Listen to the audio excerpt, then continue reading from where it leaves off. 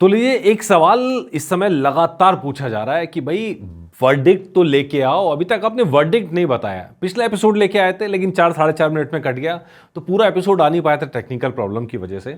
लेकिन उतने में बात काफ़ी सारी आ जा रही थी, इसलिए मैंने उसको फिर दोबारा डाला नहीं। लेकिन आज पूरा वर्डिक्ट लेके आते हैं भूल भुलैया 3 और सिंघम 3 का। चलिए शुरुआत करते हैं। जैसा आपको पता है, जनगण मन मीटर लॉन्च किया है और जनगण मन मीटर पर रूल सेट कर दिए हैं और सारी फिल्मों को हम उन्हीं रूल्स के बेस पे पैमाना देखते हैं कि भाई ये कहाँ तक पहुंचे, क्या पहुंची है। अब जनगण मन मीटर इसलिए क्योंकि अब क्या हो गया है कि लगभग अब क्लियर हो गया कि फिल्में कहाँ तक जाएंगी और कहाँ तक उनकी रीच होने वाली है। लीजिए, सबसे पहले बात करते हैं भूल भुलैया 3 की। अब सवाल वही, hit, flop, super hit, blockbuster, क्या हुआ? डिजास्टर तो कह नहीं सकते, इवन फ्लॉप भी नहीं कह सकते, क्योंकि आपका अच्छा खासा मुनाफा कमा लिया इस फिल्म ने। तो यहाँ पे आता है सबसे पहले इसके OTT, सैटेलाइट, म्यूजिक राइट्स वगैरह सब मिला के 130 करोड़ है और एक 18% की दर से यहाँ देखें तो 110 की यहाँ पर कमाई होती हुई फिल्म की साफ साफ नजर आ रही है। अच्छा खासी कमाई 110 करोड़, क्योंकि जब आप चर्चा करते हैं 150 करोड़ के बजट की, उसमें से 110 करोड़ अगर आप सिर्फ इन सब चीज़ों से निकाल लें तो डेफिनेटली आप फायदे में कहीं ना कहीं आ जाते हैं। अब इसके बाद दूसरा पॉइंट आता है, फिल्म कहाँ तक पहुंचेगी ये डिपेंड करता है बॉक्स ऑफिस से डेफिनेटली। और बॉक्स ऑफिस से अब तक इंडिया के अंदर संभावित लग रहा है कि ओवरऑल इसका लाइफ टाइम बिजनेस 250 करोड़ के आसपास रह सकता है इंडिया के अंदर, इंडिया नेट के अंदर। और अगर ऐसा होता है तो क्या होगा, जो हमने रूल सेट किए हैं उसके हिसाब से 50% हम अदर चार्जेस वगैरह सब निकाल के 125 करोड़ कमाई प्रोड्यूसर की जेब में पहुंचेगी। यानी प्रोड्यूसर का मुनाफा कितना है और लॉस है, ऐसे ही हम चर्चा करेंगे सिंघम 3 की भी, उसकी भी जानेंगे कि वो कहाँ तक पहुंचेगी। और दोनों फिल्में टक्कर में चल रही हैं, ऐसा नहीं है कि एक फिल्म बहुत आगे एक फिल्म बहुत पीछे है, लगभग टक्कर में चल रही हैं। और लेकिन लाइफ टाइम की जब आप बात करोगे तो भूल भुलैया 3 थोड़ा ज़्यादा कमा के निकलेगी सिंघम 3 से, बॉक्स ऑफिस की अगर हम बात करें। मुनाफा मीटर पर भी देखेंगे। वर्ल्ड वाइड की बात करें तो 77 करोड़ और 70% जो अदर चार्जेस वगैरह काटने के बाद यहाँ पे 23 करोड़ प्रोड्यूसर की जेब में जाएगा। यानी कुल मिलाकर हो जाता है 148 करोड़, 148 करोड़।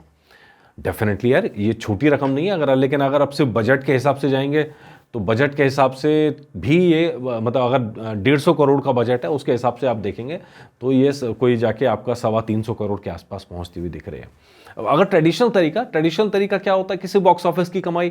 लेकिन ट्रेडिशनल तरीका बना कब? तब बना जब OTT राइट्स नहीं हुआ करते थे, सैटेलाइट राइट्स भी बहुत कम थी, म्यूजिक राइट्स वगैरह भी, कैसेट्स वगैरह बिका करती थी। मतलब वो दौर अलग था एकदम, अब दौर अलग है। इसीलिए हमें लगा कि नई मीटर की जरूरत है जो ट्रांसपेरेंट भी हो। अब इस हिसाब से आप जब देखेंगे तो नॉन थिएट्रिकल राइट्स 110 करोड़ और बॉक्स ऑफिस से जो कमाई हुई 148 करोड़, यानी कुल मिला के आपके हो जाता है 258 करोड़, 258 करोड़। अब जब आप इसको 150 करोड़ से नापेंगे तो यहां कलेक्शन 258 करोड़, यानी प्रॉफिट की जब रिकवरी टू बजट की बात करेंगे तो रिकवरी ऑफ बजट तो 100% हो चुका है, एकदम शुद्ध मुनाफा, मतलब आप कोई लॉस में नहीं है। इसके बाद जब प्रॉफिट की बात करेंगे तो 72% का प्रॉफिट इस आंकड़े के हिसाब से नजर आ रहा है। अगर फिल्म लाइफ टाइम में 250 करोड़ का बिजनेस करती है, उससे ऊपर जाएगी तो मुनाफा बढ़ जाएगा, लेकिन संभावित अब इतना ही रहेगी। तो 150 करोड़ का बजट, 258 का टोटल कलेक्शन अदर चार्जेस वगैरह हटा के, ठीक है जी, तो फिल्म का तमगा सुपर हिट। लेकिन आज पिंकविला ने एक नई रिपोर्ट पब्लिश की है और नई रिपोर्ट के हिसाब से भी आपको थोड़ा जो चेंज आ रहा है मीटर के अंदर वो भी आपको बता देते हैं। नई रिपोर्ट यह है पिंकविला के हिसाब से कि 150 करोड़ के बजट में 35 करोड़ का एक्स्ट्रा खर्चा किया है बाद में प्रमोशंस के ऊपर, वो जो पहले के प्लान से ज़्यादा है। क्यों? क्योंकि यहाँ क्लैश था। क्लैश में आगे बढ़ने के लिए ज़्यादा खर्चा किया गया प्रमोशंस के ऊपर और उस नाते फिल्म का बजट भी बढ़ जाता है। अगर ऐसा होता, अगर हम उसको कंसिडर करें, अगर माने उसे, तो भाई 185 करोड़ का बजट हो जाता है। ऐसे में 150 करोड़ प्लस 35, यानी अब यहाँ बात करेंगे, रिकवरी तो पूरी हो चुकी है डेफिनेटली, और कलेक्शंस की बात करें 258 करोड़, तो 40% का यहाँ प्रॉफिट दिख रहा है, तो 73 करोड़ का टोटल प्रॉफिट हो जाता है। तब ये फिल्म हिट के तमगे में आएगी अगर इसका बजट 185 करोड़ के मान के चले।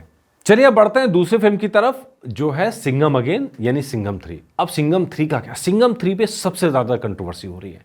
दरअसल हुआ क्या है कि मैंने आपको शुरू में भी कहा, मतलब दोनों फिल्मों के लिए पक्ष और विपक्ष बन गए, क्यों क्लैश होता है तो अक्सर ऐसा होता है। और इस फिल्म को लेके मतलब जितना प्यार है उतने ही हेट भी नजर आ रही है सोशल मीडिया पे, इवन हमारे कमेंट्स के अंदर भी आती है। लोग मतलब इस फिल्म को मिडल में नहीं ले रहे हैं, या तो आप कह रहे हैं मतलब एक बिल्कुल राइट या बिल्कुल लेफ्ट, या तो कह रहे हैं कि बिल्कुल ब्लॉकबस्टर है या बिल्कुल आप कह रहे हैं कि फ्लॉप है। लेकिन फिल्म का आंकड़े के मुताबिक, मतलब मेरे मुताबिक नहीं या फैंस के मुताबिक नहीं, आंकड़े के मुताबिक कहाँ ठहरती है वो देख लेते हैं। OTT राइट्स 130 करोड़, जो 122 करोड़ के आसपास बैठता है rate. Satellite world music 70 crore, जो 18% के आसपास बसता है। तो 57 करोड़ और 122 करोड़ मिला के तकरीबन 180 करोड़, 179.6 यानी 180 करोड़ यहाँ पे नॉन थेट्रिकल राइट्स बन जाते हैं। यह बहुत बड़ा सवाल अभी आएगा जब हम चर्चा कर रहे हैं कि भाई फिल्म हिट, सुपर हिट या फ्लॉप या एवरेज। ठीक है जी, अब आगे चलते हैं। अब इस फिल्म का बिजनेस भी तकरीबन 250 करोड़ के आसपास ठहरने की उम्मीद है। थोड़ा ऊपर हो सकता है, थोड़ा नीचे शायद नहीं जाएगा, लेकिन इतना ही पहुंचेगा लगभग। वर्ल्ड वाइड में 77 करोड़ के आसपास का ओवरऑल बिजनेस यहाँ संभावना होती हुई दिख रही है। अगर हम इसको मान लें तो 250 करोड़ से 125 करोड़ प्रोड्यूसर की जेब में आए, 77 करोड़ से 23 करोड़ रुपए प्रोड्यूसर की जेब में आए, टोटल यहाँ हो जाता है 148 करोड़। 148 करोड़ आपने उस फिल्म उसमें भी देखा। रीजन ये कि दोनों फिल्में नेक टू नेक चल रही हैं।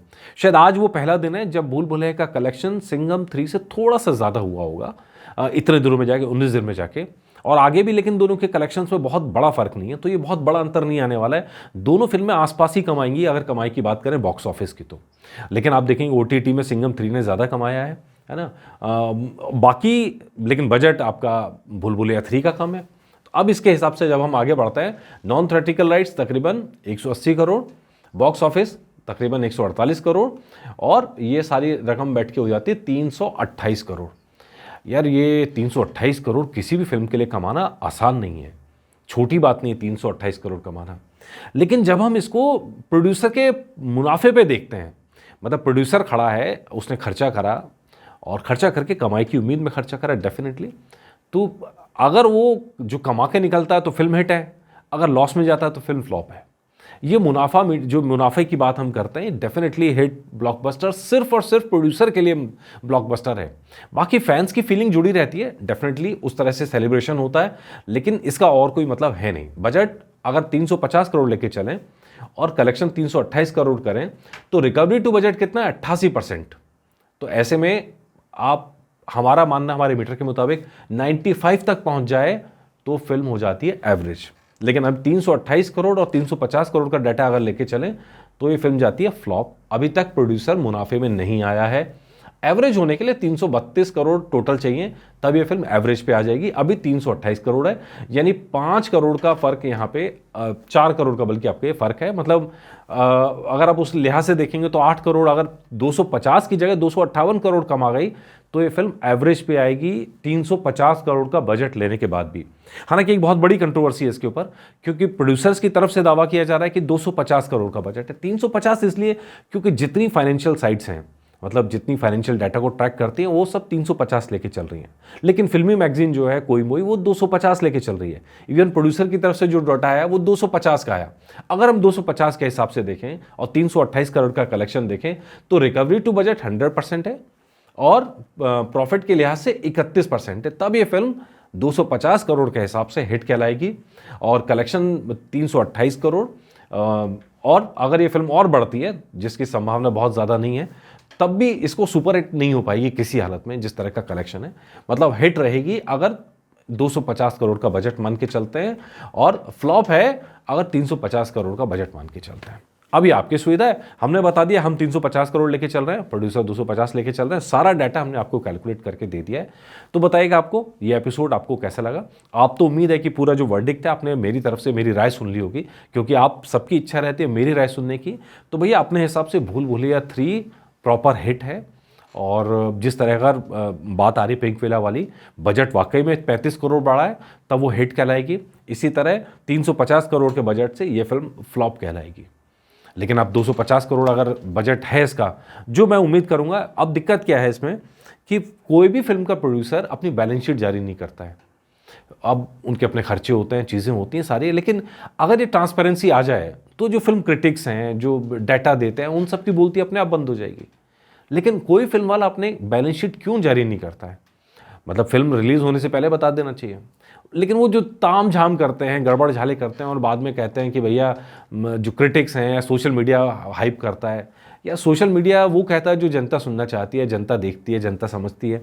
लेकिन अगर वो क्लियर कर देंगे तो सोशल मीडिया के पास कहने के लिए कुछ बचेगा नहीं। खैर एनीवे, उम्मीद कर रहे हैं कि ये ट्रांसपेरेंट जो चीज़ है वो आपको समझ में आई होगी, पसंद आई होगी। और नए ज़माने का मीटर है, नए ज़माने से हम हर फिल्म को इसी मीटर के आधार पर आपके पास वर्डिक्ट लेके आएंगे। नमस्कार।